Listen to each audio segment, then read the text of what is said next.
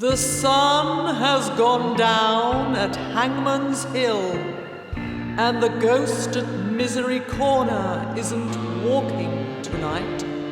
So, welcome to the Weird Tales radio show, your weekly fix of ghost stories, urban myths, magic, and folklore. And now, here's your host, writer, award-winning journalist, best-selling author, and sometime werewolf hunter, Charles Christian.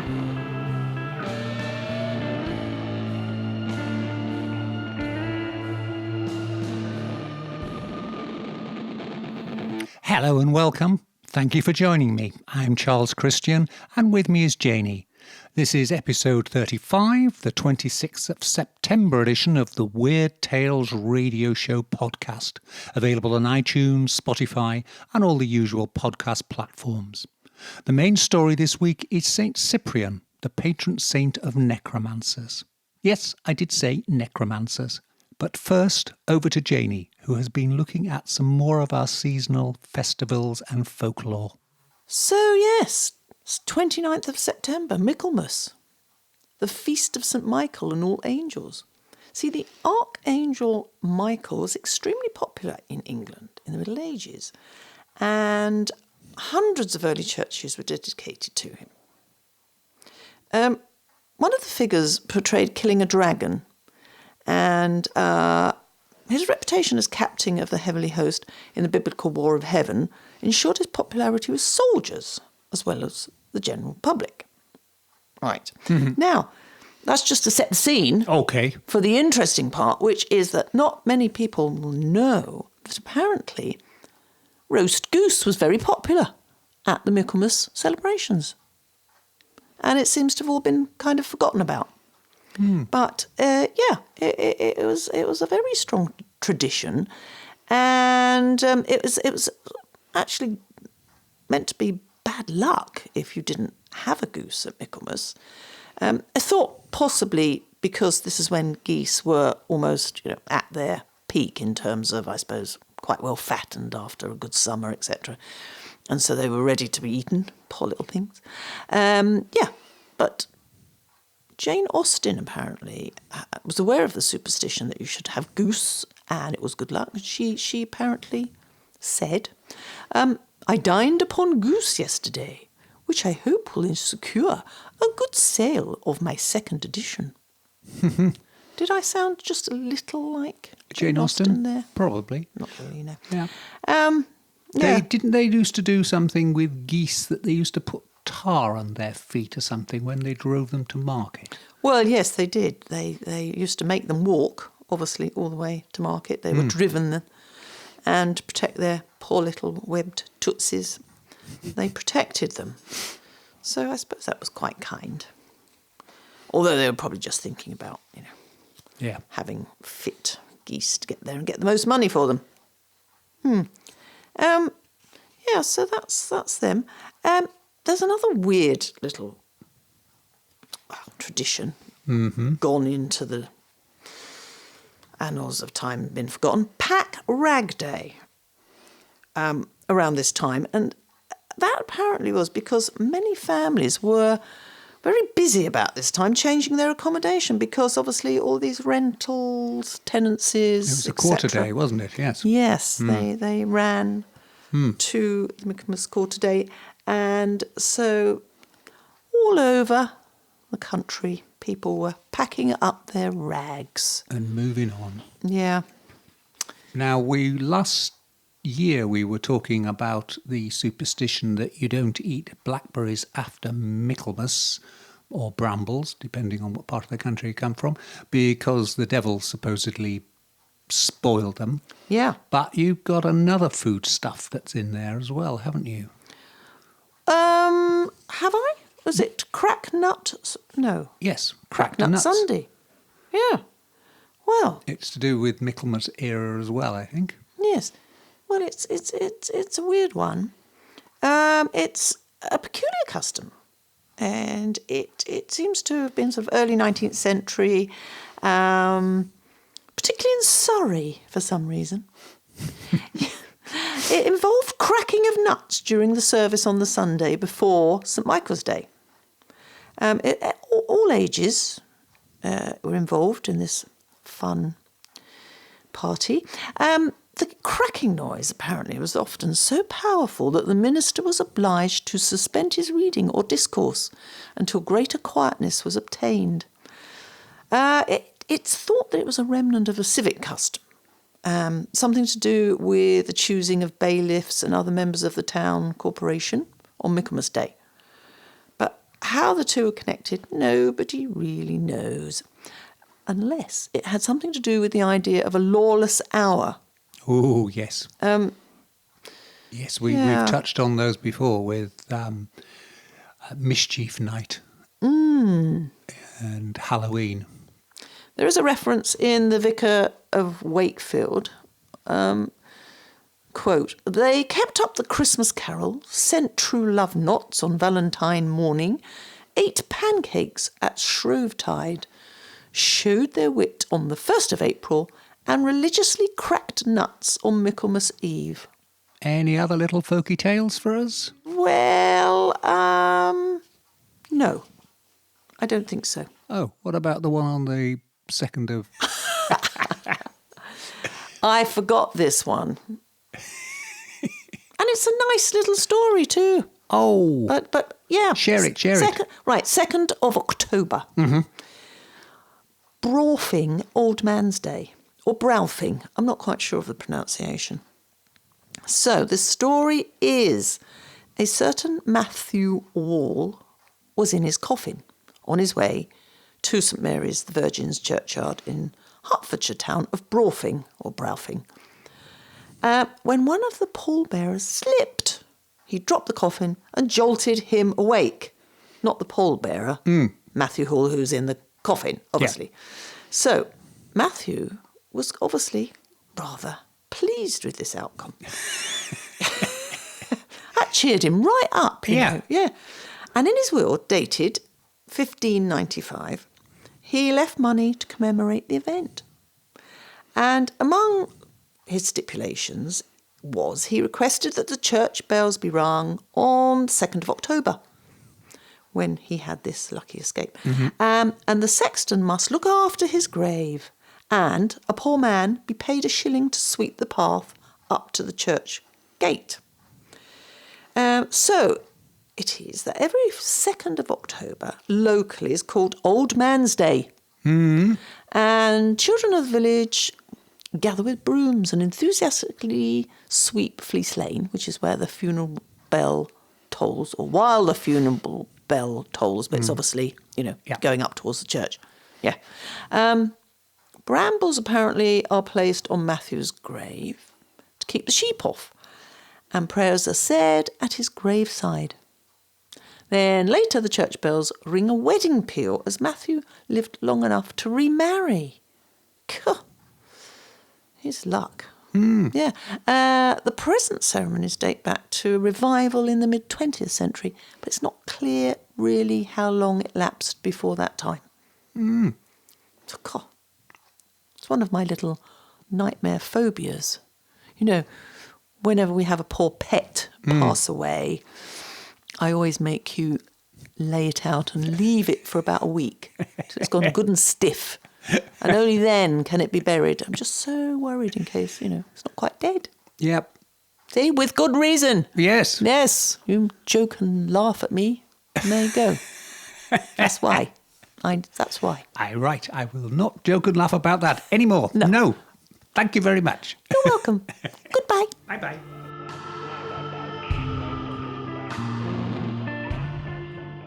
Yesterday, the 26th of September, was the official feast day of St Cyprian. Who he, you ask? Well, of all the saints of the Christian Church, one of the most anomalous must surely be St Cyprian, who, after his martyrdom in the early 4th century, became known as the patron saint of sorcerers. Yeah, sorcerers. Even more curious is the fact that some 1700 years after his death, the name of St Cyprian is still evoked in rituals by some practitioners of black magic. How did this strange state of affairs evolve? Let's start with the legend of St Cyprian. And to avoid confusion, we are talking about St Cyprian, the Bishop of Antioch, not to be confused with St Cyprian of Carthage, another early Christian bishop who was martyred about 50 years before our St Cyprian. The story starts with Cyprian, who, as a pagan child, was dedicated to the service of the Greek god Apollo. He then entered into the mysteries of the Roman god Mithras at the age of 7 and was entrusted to the care of magicians to study sorcery. His studies would take him all over the ancient world to gather occult knowledge, or as one account puts it, he participated in the Eleusinian mysteries where, and I quote, he carried the torch of the Greek goddess Demeter, wore the white garments of Kore, otherwise known as Persephone, the daughter of Demeter, and served the serpent of Pallas, one of the Greek titans, before being sent to Mount Olympus where, living only on fruits and acorns, he learned to control the weather and the seas, as you do. At the age of 10, yes, this was an unusual education, he learned divination from the movement of animals, the sound of trees, and from the whispers of the dead. At the age of 15, he lived in Argos and served the goddess Juno, where he learned the arts of deception. He then lived on the Greek isle of Icara, where he served the goddess Diana, and then Sparta, where he mastered necromancy and incantations on how to commune with the dead among the graves there. And then, at the age of 20, he moved to Memphis in Egypt, where he learned the ways of demonic possession, demonology, and how to magically induce natural disasters. Finally, at the age of 30, he lived with the Chaldeans amid the ruins of Babylon, where he mastered astrology and herbalism, as well as the motions of ether, fire and light, before moving to Antioch, modern-day Antakya on the southern coast of Turkey, where he became known as a powerful sorcerer, the go-to source for love potions, charms and incantations, as well as a man who could both cast out demons and invoke them to afflict his enemies. It is in Antioch that our story really takes off when, one day, a young man called Aglaïdas asked Cyprian to use his magic to help him win the love of a beautiful woman called Justina. Although Cyprian cast several love spells and even sent a demon to tempt Justina, the magic had no effect on the woman, who was a devout Christian and spent most of her time in prayer. Seeing his magic fail, in despair, Cyprian made the sign of the cross, whereupon, in the words of Fox's Book of Martyrs, he was immediately freed from the toils of Satan. Cyprian went on to renounce sorcery and the black magic arts, burned all his books of spells, converted to Justina's religion, Christianity, was baptized. He subsequently became a deacon, a priest, and finally the bishop of Antioch. Incidentally, the would-be lover Aglaïdas also converted to Christianity, while Justina herself went on to take vows of chastity and became an abbess of the local convent. Despite the inauspicious start of their relationship, Cyprian and Justina worked together, in a purely platonic way, for the Christian community in Antioch, with Justina going on to be described as Cyprian's sister in Christ. However, the first part of our story does not have a happy ending, for at this time Christianity was still barely tolerated within the Roman Empire, and in the year AD 304 both Cyprian and Justina were dragged away to the local provincial capital of Nicomedia, modern-day Izmit in Turkey, where the Roman Emperor Diocletian demanded they either renounce Christianity and resume worshipping the old gods, or else face the consequences.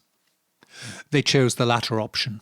Neither would abandon their faith, so, as they knew would be their fate, they were tortured, in their case being thrown into a cauldron of boiling water, but, the legend says, no harm befell them, so they were then both beheaded. Cyprian and Justina's deaths were part of what would become known as the Great Persecution, the last major persecution of Christians in the Roman Empire, when, over the period AD 303 to 313, approximately 20,000 Christians were put to death. But our story does not end there. Both Cyprian and Justina were later canonized, that is, made saints, and are still venerated by the Eastern Orthodox Church, the Oriental Orthodoxy, which includes the Coptic, Syriac, Armenian and Eritrean Christian churches, and the Roman Catholic Church. In the West, St Cyprian's feast day is celebrated on the 26th of September. In the East, it is celebrated on the 2nd of October. Cyprian's feast day actually appeared in the Roman calendar of rites from the 13th century through to 1969, when it was removed because of lack of historical evidence of his existence. St Valentine is another of the early Christian martyrs who suffered a similar fate in the mid-20th century. Cyprian's name was also removed from the subsequent 2001 revision of the Roman Martyrology, the official but incomplete list of saints recognised by the Roman Catholic Church. That said, the Martyrology still includes 5 other saints called Cyprian, as well as 2 Justinas, and some traditionalist Roman Catholics still continue to observe the pre-1970 version of the Roman calendar. But back to Cyprian. Within 70 years of his death, some Christian writers were already confusing St Cyprian of Antioch with St Cyprian of Carthage, a situation not helped by the fact that during the 4th century 3 different versions of Cyprian's life were written and circulated, and in the 5th century a Byzantine empress and later saint, Eudocia, pulled all 3 versions together to provide a definitive chronicle of Cyprian's life and times and death. Now, clearly some elements of the legend are completely fantastical, including some of the magical powers attributed to Cyprian and the overall historical context. For example, as a child, Cyprian would not have been allowed to join the cult of Mithras, but there remain 2 important questions, ones that have earned our saint the nickname of St Cyprian the Mage, namely, when he renounced sorcery and converted to Christianity, did he really burn all his books of spells and never practice magic again? The tradition tells, and it is this tradition that has given St Cyprian his continued relevance through until modern times, that Cyprian only destroyed some of the manuscripts and retained the most important one of all, namely his personal collection of notes and spells, in effect his own personal grimoire. The tradition goes on to say that while Cyprian abandoned the black arts, he still continued to practice magic where it could benefit and protect his fellow Christians, such as those suffering from demonic possession. For this reason, another name given to our saint is St Cyprian the Theurgist, in other words, a ruler of demons. A magician so powerful that he can order their coming and going, can protect people from supernatural harm, and intervene on behalf of people possessed by demons or bound by hexes and bewitching. In fact, there is even a suggestion that the Roman Catholic Church's original exorcism rites and prayers were based on the notes and spells found in Cyprian's personal grimoire. It is also interesting to note that in a 14th century manuscript of the Golden Legend, it contains an illustration showing St Justina blessing the sick and maimed, while in the background Cyprian is dealing with 2 demons. And it is in this setting that St Cyprian the Mage, or San Cipriano as he is frequently called, has earned the unofficial reputation of being the patron saint of witches, magicians, sorcerers, occultists, demonologists and necromancers. But what happened to St Cyprian's grimoire after his death? The story is that copies of the grimoire, known as the Book of St Cyprian or Libro de San Cipriana, were made so that the secret knowledge they contain could be passed down through the ages until the present day. Well, at least that is the story, but the reality is the original grimoire vanished from the historical record for over 1400 years and only resurfaced in the mid-18th century. And today, the earliest known edition of the Book of St Cyprian, in Spanish, but supposedly translated from Latin by a German monk called Jonas Sulfuriono, or Sulphury Jonas, dates back to just the year 1810.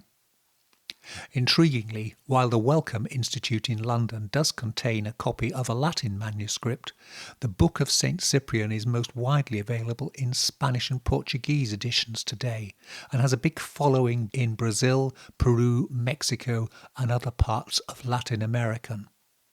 There, it has been infused with Afro-Caribbean religions such as Umbanda, a syncretic Afro-Brazilian religion that blends African traditions with Roman Catholicism, Spiritism and indigenous American beliefs, and Quimbanda, a religion practiced primarily in the urban city centres of Brazil and associated with magic rituals and the Exu and Pombagira spirits. The result is that today, St Cyprian still plays an important role in folk magic, or bruxaria. That's a Spanish, Portuguese, Catalan word for witchcraft, as well as in root working, folk Catholicism and hoodoo practices of the South American area. In fact, if you visit one of the botanicas, these are shops selling folk medicine, religious candles and amulets in that part of the world, you'll find San Cipriano statues, spell kits, pictures, oils, soaps and candles on sale. St Cyprian's oil apparently contains, among other things, cat, toad, snake, bat, goat horn, wormwood, dog's mercury, pennyroyal, indigo, pine, cedar, sulphur, copper filings and the powder from 21 human skulls. You use this oil to anoint, and in other words, ensoul, his candles and statues before making a prayer to the saint, such as this one for rebuffing enemies who are attacking you. Mighty Cypriana, sorcerer of shadows and occult powers, to you whom nothing is impossible, through your conjure by your holy dagger, cut the tongue of my enemies, the wicked and the malicious, who want to bring evil to my home. Return twice as much what was sent to me, sheltering and protecting me at all times. Amen. St Cyprian is even credited with being the author of the original and infamous, and please do not try this at home, hoodoo voodoo black cat spell. This goes: cook the dead body of a black cat in boiling water with white seeds and wood from the willow until the meat is loosened from the bones.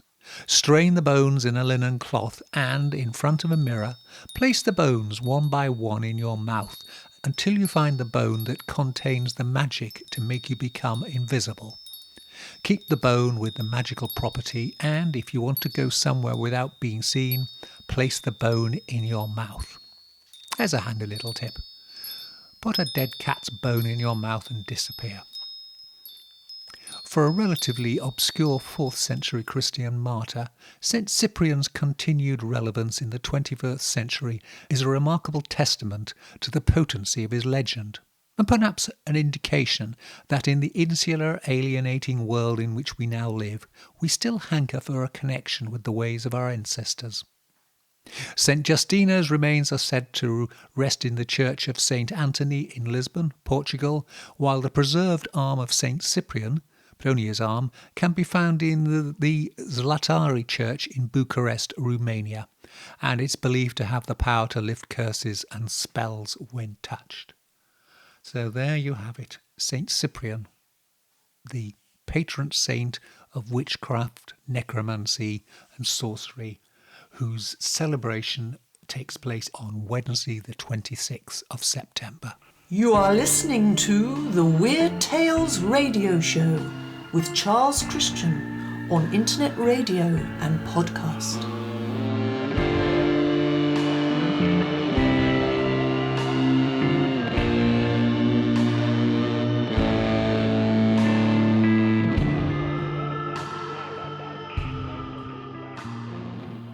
Over here in the UK, we're now at the end of the summer season when all the seaside resorts have their theatres open and putting on performances and shows for the holidaymakers. That season's now ending.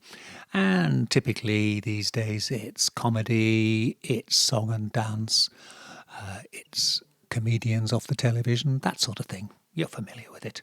However, 100 years ago, there was an entirely different type of seaside spectacle to go and visit. Yes, it was called fasting. You went and you paid good money to watch somebody in a box or a glass case sitting there not eating. This was regarded as good entertainment there. Up in Scarborough, which is actually my hometown, in 1907, a certain Riccardo Sacco was there, and he completed a 38-day fast. During this time, he lost 3.5 stones in weight, and kept alive only by water and consuming 1,500 cigarettes during this period. You've got to wonder quite what that does for the metabolism. And it wasn't just the men who did it. Moving down the coast to Great Yarmouth, where we are now. In 1907, a woman by the name of Mary Bushchart made a brief appearance.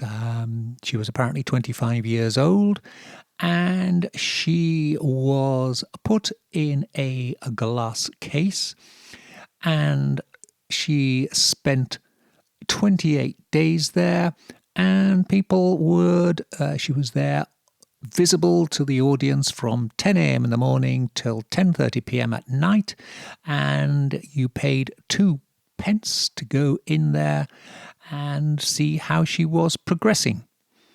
And at the end of completing her 28-day fast on the 17th of August, she said that she felt weak but well, but she did long for some nutritious food, presumably slightly more nutritious than 1,500 cigarettes.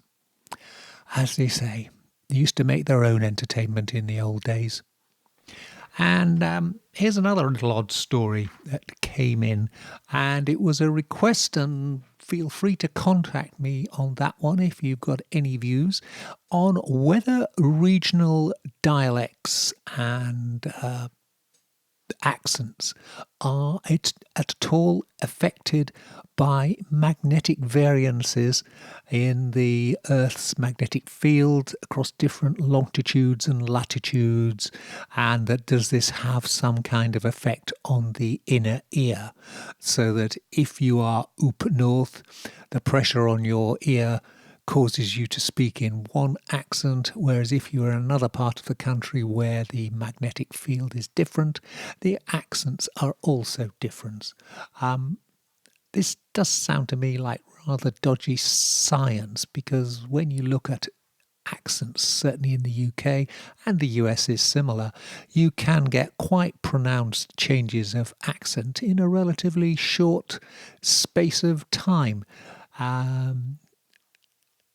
It's probably more down to historical factors such as the original tribes who were originally settled there. In the case of America, the original settlers moving in there, rather than that. But I say I'm open for comment on that one, so you know where to find us if you have a view on whether or not the Earth's magnetic fields can cause the inner ear, and as a result cause you to speak in a different accent. My own immediate thought is, well, if I drive from, say, Norfolk, where we have a Norfolk accent, up to Newcastle, where we have a Geordie accent, I don't then start talking in a Geordie accent. Maybe I'm missing something.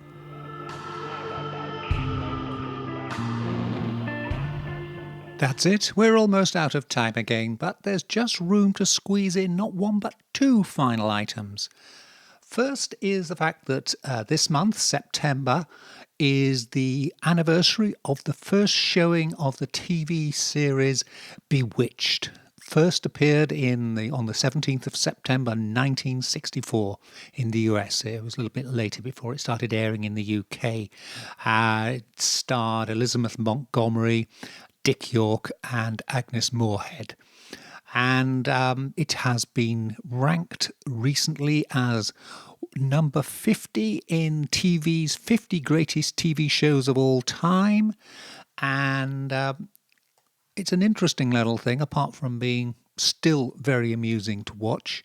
And we'll gloss over the fact that some of the scripts were pinched directly from the earlier 1950s TV series I Love Lucy. It's an intriguing one because it's the first time witches were ever portrayed in a more sympathetic way on television, and also reflecting the start in the mid-1960s of feminism.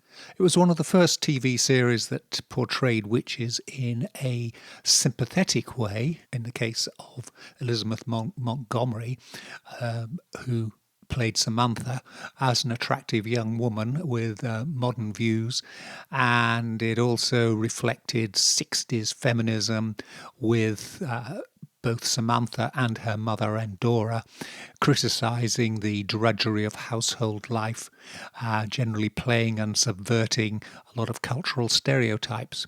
As I say, we're celebrating there the anniversary of Bewitched making its debut on television in September 1964.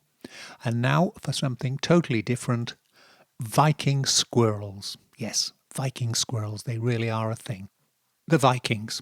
We know they brought us shipbuilding, skiing, the days of the week, and if you're in England, Danelaw. However, a study reported in the Daily Telegraph some time ago says that they may have also been responsible for introducing leprosy into the UK.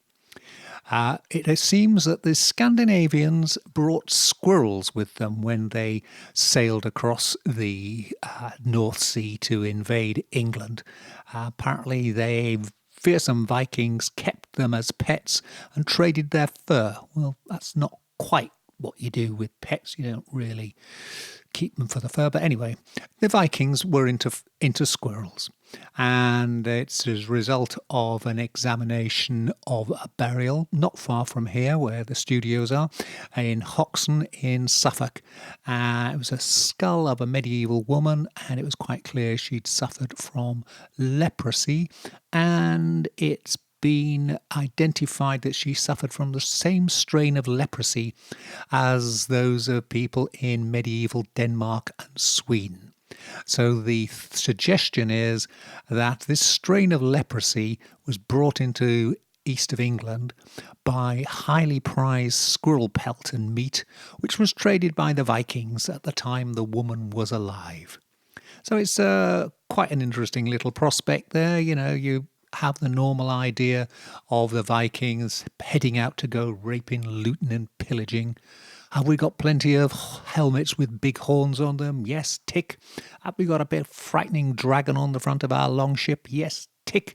Have we got lots of double-headed axes? Yes, tick. Have we got our squirrels? Yes, tick. So there you have it. The Vikings and their squirrels brought leprosy to the UK. Sometimes science is amazing. Anyway, I look forward to joining you again next time, but until then, may your gods and goddesses protect you from ghoulies and ghosties and long-leggedy beasties and things that go bump in the night. Good night.